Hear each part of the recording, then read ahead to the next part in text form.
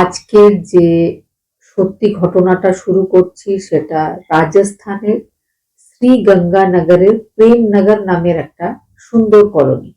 কলোনিতে ছিল একটা বাড়ি, বাড়িতে থাকতো একটা ছোট্ট ফ্যামিলি। ফ্যামিলিটা ছিল মহাবীর অগ্রওয়ালের ফ্যামিলি। স্থানীয় বাজারে তার একটা স্পেয়ার পার্টসের দোকান ছিল। তার এক ছেলে এক মেয়ে। মেয়ে বড়, 14 বছর বয়স, নাম কোমল। ছেলে 12 বছর বয়স, তার নাম হর্ষিত। আর তার স্ত্রী নাম নীলম আগরওয়াল। সবাই তাকে নীরু বলে ডাকত। সে একটা বিউটি পার্লার চালাতো নিজের বাড়িতেই।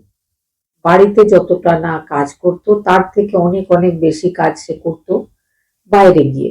বিভিন্ন অর্ডার পেত, আর বিভিন্ন বিয়ের কনেদের সাজাবার কাজ সে করত। সেই থেকে সে কিছুটা ইনকাম করত। স্বামী আর স্ত্রী দুজনের ইনকামে খুব ভালোভাবেই সংসারটা চলত। কিন্তু তাদের সুখের সংসার ছিল না। স্বামী চাইতো না যে তার স্ত্রী এইভাবে বাইরে বেরিয়ে কাজ করুক। বাইরে বেরিয়ে কাজ বলতে দিনের বেলায় যখন সে কাজে যেত তখন তার স্বামী কখনোই কোনো বিরোধিতা করেনি। তবে নীলম বেশ কিছু বছর ধরে কাজটা করছিল। করতে করতে এমন একটা পর্যায়ে চলে গেছিল ব্যাপারটা যে সে প্রত্যেক দিন রাত্রেবেলায় কনে সাজাবার নাম করে বাড়ির বাইরে গভীর রাত পর্যন্ত কাটিয়ে আসতো। আশেপাশের কিছু লোকজন বলতো যে নীলম বা নীরু বিউটিশিয়ানের নাম করে সে কিন্তু দেহ ব্যবসা করে। এই কথাগুলো মহাবীরের কানেও আসছিল। মহাবীর বারবার নিজের স্ত্রীকে রিকোয়েস্ট করত, কখনোই কিন্তু ক্লিয়ার বলতো না যে এই ধরনের আমি কথা শুনছি, তুমি এই কাজ করো না। সে বারবার নিজের বউকে বুঝিয়ে সুঝিয়ে রিকোয়েস্ট করে বলার চেষ্টা করতো যে যা কাজ তুমি করছো সেটা বাড়ি থেকে করো, আর বাইরে গেলেও খুব বেশি দেরি পর্যন্ত বাইরে থেকো না, লোকজনকে কথা বলার সুযোগ দিও না। কিন্তু নীরু প্রথম থেকেই মহাবীরকে খুব একটা গুরুত্ব দিত না। নীরুর জীবনে মহাবীরের কথার কোনো গুরুত্বই ছিল না। প্রত্যেক দিনের রুটিন ছিল নীলম বা নীরুর সে রাত্রেবেলায় 12:30, 1টা, 2টো, কখনো 2:30-তে বাড়ি ফিরে আসত। তার হাজবেন্ডের কাজ ছিল প্রত্যেক দিন রান্না বান্নাটা করা। সকালবেলায় রান্না করে নীরু বেরিয়ে যেত। রাত্রেবেলায় কিছু দরকার হলে বা কিছু রান্না করতে হলে সবটাই দোকান থেকে ফিরে আসার পরে নীরুর হাজবেন্ড করত। দুপুর বেলায়ও বাচ্চাদেরকে খাবার দাবার খাওয়ানো ইত্যাদি কাজটা হাজবেন্ডেরই ছিল। দুপুর বেলায় সে দোকান বন্ধ করে এসে নিজের 2 ছেলে মেয়েকে খাওয়া দাওয়া করাতো। রাত্রেবেলাও সেই কাজটা তারই ছিল। রাত্রেবেলায় সে রান্না করে খাওয়া দাওয়া করার পরে নিজের স্ত্রীর খাবারটা ফ্রিজে তুলে রেখে ঘুমাতে যেত। বেশিরভাগই তার স্ত্রীর অপেক্ষা করতে করতে ঘুম আসতো না। তারপরে একটা সময় যখন সে আওয়াজ পেত যে তার স্ত্রী বাড়ি ঢুকেছে তখন সে ঘুমিয়ে পড়ত। 1 এপ্রিল 2015 রাত্রেবেলায় অপেক্ষা করছিল মহাবীর নিজের স্ত্রীর বাড়ি ফিরে আসার। রাত্রেবেলায় 1টার সময় তার স্ত্রী বাড়ি ফিরে এসেছিল। সে নিজের স্ত্রীকে আবারও আগের মতোই, যেমন সে বারবার বোঝায়, তেমনই তাকে বোঝায় যে এইভাবে এত রাত পর্যন্ত বাইরে থাকা তোমার উচিত নয়, বাইরে কিছু অঘটন ঘটতে পারে। কিন্তু নীরু প্রত্যেকবার যেমন হাসির ছলে উত্তর দেয়, সে আবারও উত্তর দিয়েছিল আজকে 3টে কোণে সাজানোর কাজ ছিল, সেই জন্য আসতে এত দেরি হয়েছে। তোমার ইনকামটা এত কম যে আমার নিজের খরচের জন্য আমাকে কাজ করতেই হবে, না হলে চলবে কিভাবে। যখন দুজনের মধ্যে এই ব্যাপার নিয়ে তর্কাতর্কি শুরু হয়, মহাবীর নিজের স্ত্রীর গালে চড় মারে। জীবনে এটাই ছিল স্ত্রীর গালে মারা প্রথম চড়। স্ত্রী ভীষণ রেগে যায়। স্ত্রী জানতো যে মহাবীর নিজের শাশুড়িকে খুব সম্মান করে, খুব ভয় পায়। স্ত্রী বলে কাল সকালে আমার মাকে এই ঘটনাটা জানাবো, তারপরে দেখি মা তোমার কি করে। পুলিশ স্টেশনে গিয়ে তোমার নামে কমপ্লেন করবে। কিন্তু মাহাবীর হাত তোলার পরে নিজেও খুব লজ্জিত বোধ করছিল, কিন্তু তার বলার কিছু ছিল না। তার স্ত্রী এতটাই রেগে যায় যে খাওয়া দাওয়া না করে দরজা বন্ধ করে গিয়ে ঘুমিয়ে পড়ে। নেক্সট ডে সকালবেলায় যখন মাহাবীর উঠেছিল তখন দেখেছিল যে তার স্ত্রী বাচ্চাদেরকে স্কুলের জন্য রেডি করে বাড়ি থেকে বেরিয়ে গেছে, খাবার দাবার টিফিন ইত্যাদি তৈরি করে। সে রাত্রির হওয়ার অপেক্ষা করছিল যে কখন আবারও স্ত্রী আসবে, তারপরে সে নিজের স্ত্রীর সাথে কথা বলবে বা আগের দিন যে সে ঘটনা ঘটিয়েছে রাগের মাথায় সেটার জন্য ক্ষমা চেয়ে নেবে। সেদিন রাত্রেবেলায় সে বাড়ি এসে আবার বাচ্চাদের জন্য খাবার দাবার রেডি করে, বাচ্চাদেরকে খাওয়ায়, ঘুম পাড়ায়। তারপরে বাড়ির বাইরের বারান্দায় একটা চেয়ারে বসে নিজের স্ত্রীর অপেক্ষা করতে শুরু করে। যখন রাত্রেবেলায় 1:30 বাজে তার স্ত্রী বাড়ি এসে ঢুকেছিল, তখন নিজের সামনে আরো একটা চেয়ার পেতে সে স্ত্রীকে বলে, এখানে বসো, 10 মিনিট আমরা কথা বলবো, তারপরে তুমি ঘুমাতে যেও। তার স্ত্রী খুব রাগের সঙ্গে তাকে উত্তর দেয় যে আমার মায়ের সাথে তোমার কথা হয়েছে? মাহাবীর বলে, হ্যাঁ, তোমার মা কল করেছিল, আমি জানি কালকের ঘটনার ব্যাপারে কথা বলবে বলেই কল করেছিল, কিন্তু আমি লজ্জায় তোমার মায়ের কলটা রিসিভ করতে পারিনি। মাহাবীর নিজের স্ত্রীর হাত ধরে চেয়ারে বসায়, বলে আমার খুব ভুল হয়ে গেছে, আর কখনো এমন ভুল হবে না, তুমি আমাকে ভুল বুঝো না, তোমার যত টাকা দরকার আমি ব্যবস্থা করব, কিন্তু এত রাত্রি পর্যন্ত তুমি বাইরে থেকো না। এই কথায় তার স্ত্রী খুব জোরে হেসে ওঠে।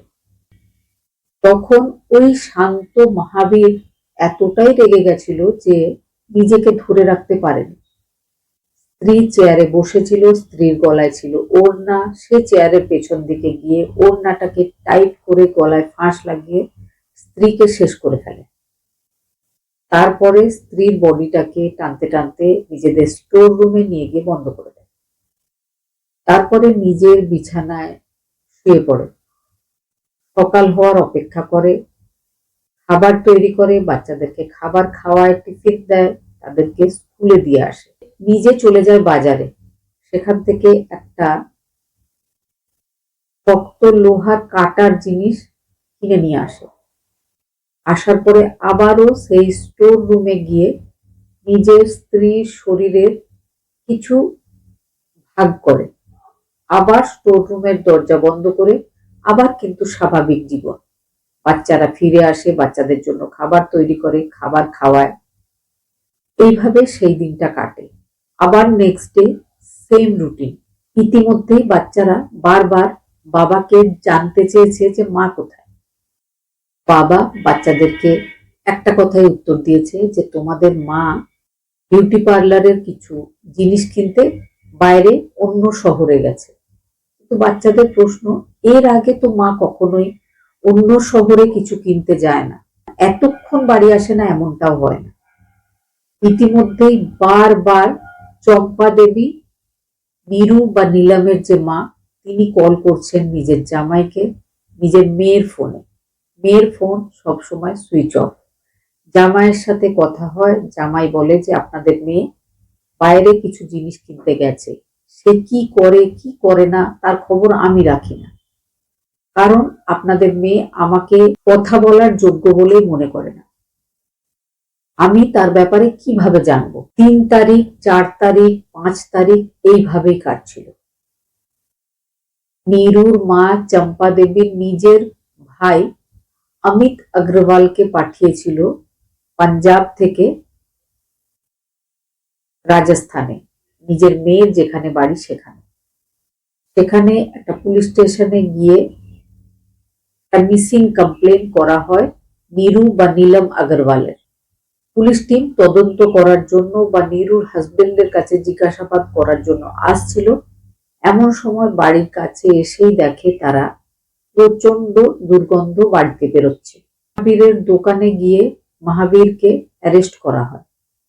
মাহাবীরের ছেলে আর মেয়ে সেই সময় প্রতিবেশী একটা বাড়িতে বসে স্কুল থেকে আসার পরে অপেক্ষা করছিল যে বাবা কখন দোকান থেকে আসবে আর তারা বাড়ির ভেতর যাবে। বাচ্চারাও কিন্তু গন্ধ পেয়েছিল বাড়িতে, পুলিশকে বাচ্চা দুটো জানিয়েছিল, কিন্তু তাদেরকে তাদের বাবা বলেছে যে স্টোর রুমে ইঁদুরের বিষ দেওয়া হয়েছিল, হয়তো ইঁদুর মারা গেছে। স্টোর রুমের দরজাটা বাইরে থেকে বাবা তালা দিয়ে লক রেখেছিল, সব সময় তাদের ওই দরজাটা তালাই বন্ধ করা থাকে, সেই জন্য বাচ্চাদের সন্দেহ হয়নি। পুলিশ টিম আসে, মাহাবীরকে দরজা খোলানো হয়।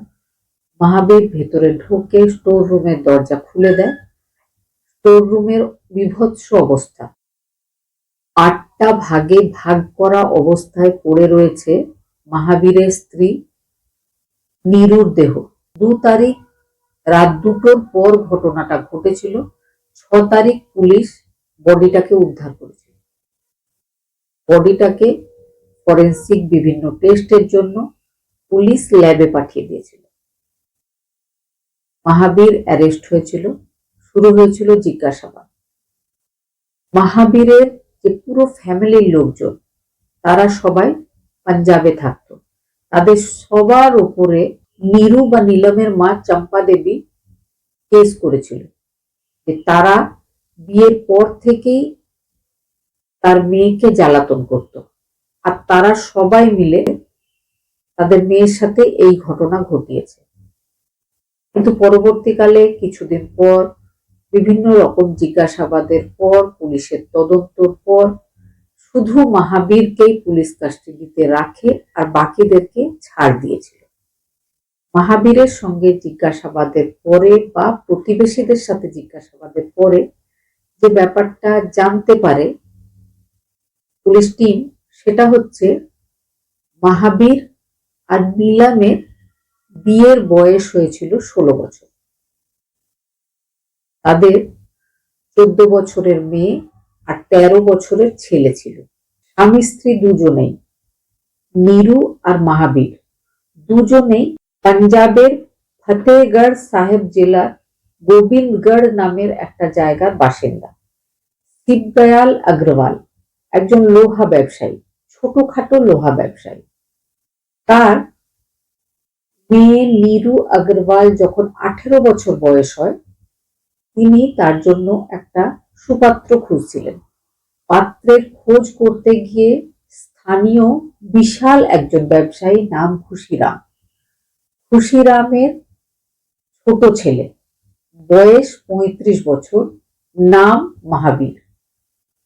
তার সাথে তিনি নিজের 18 বছরের মেয়ে নীরুর বিয়ে ঠিক করেছিলেন, কারণ নীরুর হাজবেন্ড প্রচুর বড় ব্যবসায়ীর ছেলে।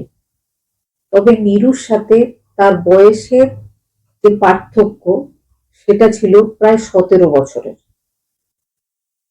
বাবা মায়ের ইচ্ছায় নীরুর বিয়ে হয়ে গেছিল, কারণ তখন নীরুর বয়সটা কম।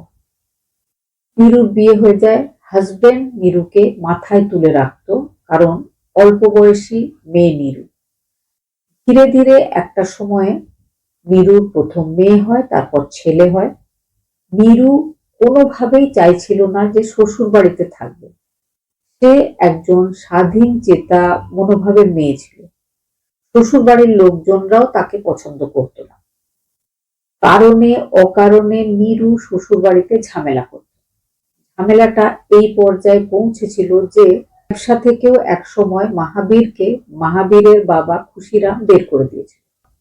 বাবা একটা বড় অঙ্কের টাকা মাহাবীরের হাতে দিয়ে বলেছিল যে তোমাকে আজ থেকে ব্যবসা থেকেও আলাদা করলাম, আর তুমি তোমার স্ত্রী তোমার বাচ্চাদের নিয়ে অন্য কোথাও গিয়ে সংসার শুরু করো, আমাদের বাড়িতেও তোমার থাকার দরকার নেই। খুব খুশি হয়েছিল নীরু। সেই সময় মাহাবীরও খুশি হয়েছিল, কারণ নীরু চাইছিল এই বাড়ি থেকে বাইরে বেরোতে। স্পেয়ার পার্টসের একটা দোকান রাজস্থানের প্রেমনগরে এসে সে শুরু করেছিল। রাজস্থানে তার ব্যবসার ক্ষেত্রে বেশ কিছু চেনা জানা লোক ছিল, তাদের হাত ধরেই মাহাবীরের রাজস্থানে আসা। তারপর থেকে সে ব্যবসা শুরু করে। ব্যবসা শুরু হয়, তবে তার নিজের পৈতৃক যে ব্যবসা, যে ধরনের বড় ব্যবসা বা যে ধরনের লাভ হতো, সেই ধরনের লাভ তার হতো না। ছোট ব্যবসা ধীরে ধীরে এগোচ্ছিল, তবে সংসারটা কোনো রকমে চলতো। এদিকে স্ত্রী নীলম স্বাধীন চেতা প্রথম থেকেই ছিল, পরবর্তীকালে সে আরো বেশি করে হয়ে গেছিল। কারণ এখন বাড়িতে তাকে শাসন করার মতো বড় কেউ ছিল না। আর হাজবেন্ড বিয়ের পর থেকেই কোনোদিন তাকে শাসন করেনি। একটু একটু করে এগোতে এগোতে এক সময় নীরু একদম বেপরোয়া হয়ে যায়, আর কারোর কথাই শুনতো না। বাচ্চারা ছোট থেকে নীরুকে এভাবেই দেখে মানুষ হচ্ছিল। তারা সব সময় দেখেছিল যে তাদের বাবা তাদের জন্য খাবার তৈরি করে, তাদেরকে খাওয়ায়, ঘুম পাড়ায়। তারাও অন্য কিছু আশা করেনি। তারা এতটা ছোট ছিল যে মায়ের কাছে কখনো কোনো প্রশ্নও করেনি। এইভাবেই চলছিল, কিন্তু একটা সময় ধৈর্যের বা সহ্যের বাঁধ পেরিয়ে ফেলেছিল নীরু। নীরুর হাজবেন্ডকে আশেপাশের লোকজনেরা, আশেপাশের দোকানদারেরা বিভিন্নভাবে নীরুর জন্য কথা বলছিল আর তার সামনে হাসাহাসি করছিল। এই ব্যাপারটাতে একজন শান্ত মানুষ মহাবীরকে একজন অপরাধী তৈরি করে দিয়েছিল। পুলিশকে খুব বেশি চেষ্টা করতে হয়নি, অতি সহজেই নিজের সব অপরাধ স্বীকার করে নিয়েছিল নীরুর হাজবেন্ড মহাবীর। মহাবীরের যাবজ্জীবন কারাদণ্ড হয়। মহাবীরের যে ছেলে আর মেয়ে ছিল, ঝামেলাটা নেমে আসে তাদের জীবনে। তাদের যে মায়ের মা চম্পা দেবী ছিল, তিনি বলেছিলেন আমার মেয়ে যখন নেই তখন আমি মহাবীরের ছেলে মেয়েদেরকে নিয়ে কি করব। তিনি কিন্তু নিজের দায়িত্ব এড়িয়ে গেছিলেন। তিনি বলেছিলেন যে মহাবীরের ছেলে মেয়েদেরকে আর দেখার ইচ্ছাও তার নেই। শেষ পর্যন্ত মহাবীরের যে মা বা মহাবীরের যে দাদারা ছিল, তাদের ঘাড়ে গিয়ে পড়ে সেই বাচ্চা দুটোর দায়িত্ব। তাদেরও ইচ্ছা ছিল না বাচ্চাদের দায়িত্বটা নেওয়া, আর বাচ্চাগুলো তাদেরকে জীবনে প্রথম দেখছিল। তারা ছোটবেলা থেকেই মা বাবার সাথে বাইরে রাজস্থানে মানুষ হয়েছিল। রাজস্থান ছেড়ে তাদেরকে পাঞ্জাবে, যেখানে তার বাবার বাড়ি, সেখানে চলে আসতে হয়। আর সেখানে বিভিন্ন আত্মীয়দের মাঝে তাদের দুজনকে মানুষ হতে হয়। আপনাদের এই ঘটনাটা শোনার পরে কি মনে হয়েছে অবশ্যই কমেন্ট করে জানাবেন। খুব ভালো থাকবেন, সুস্থ থাকবেন।